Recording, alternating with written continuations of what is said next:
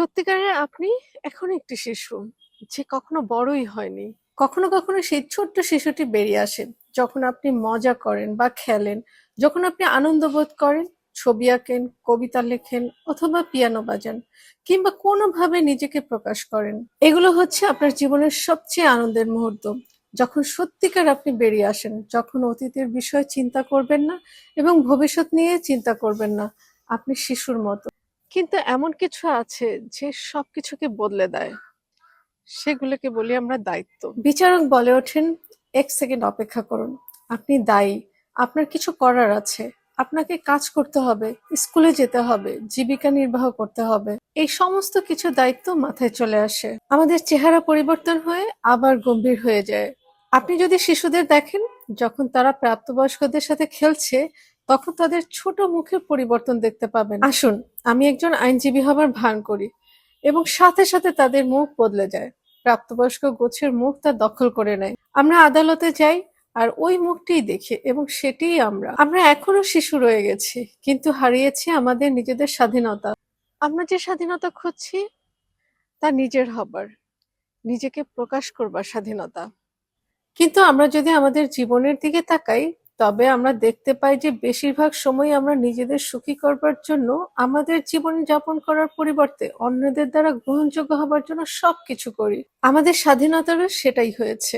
এবং আমরা আমাদের সমাজ ও বিশ্বের সকল সমাজের দেখতে পাই যে প্রতি ১,০০০ মানুষের মাঝে ৯৯৯ জনেরই সম্পূর্ণরূপে গৃহস্থকরণ করা হয়েছে। সবচেয়ে খারাপ দিক হচ্ছে আমরা অধিকাংশ মানুষই জানি না যে আমরা স্বাধীন নই।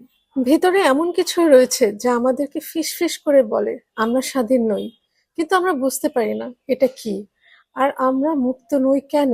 বেশিরভাগ মানুষের সমস্যা হলো তারা তাদের জীবন কাটায় এবং কখনোই আবিষ্কার করে না যে বিচারক ও ভিকটিম তাদের অন্তরকে শাসন করছে, আর তাই তাদের স্বাধীন হবার সুযোগ থাকে না। ব্যক্তিগত স্বাধীনতার প্রথম ধাপ হচ্ছে সচেতনতা।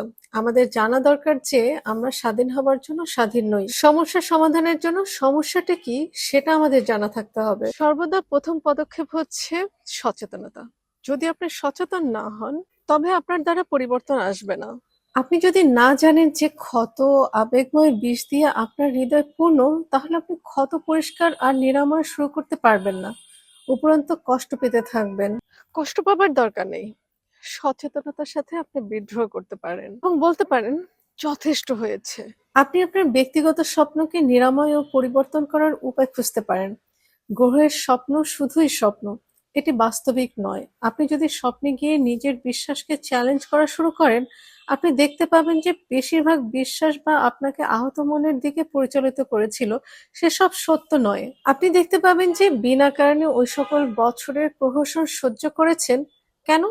কারণ আপনার মনের ভিতরে যে বিশ্বাস ব্যবস্থাটি স্থাপন করা হয়েছিল, সেটি মিথ্যার উপর ভিত্তি করে। এজন্য নিজের স্বপ্ন আয়ত্ত করা আপনার জন্য গুরুত্বপূর্ণ। যে কারণে টলটেকরা স্বপ্নের শুরু হতে পেরেছিলেন। আপনার জীবন আপনার স্বপ্নের বহিঃপ্রকাশ।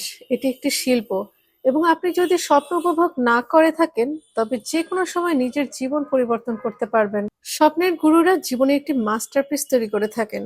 তারা স্বপ্নকে নিয়ন্ত্রণ করেন সিদ্ধান্ত নেবার মাধ্যমে। সবকিছুরই পরিণতি আছে, এবং একজন স্বপ্নের গুরু পরিণতি সম্পর্কে সচেতন।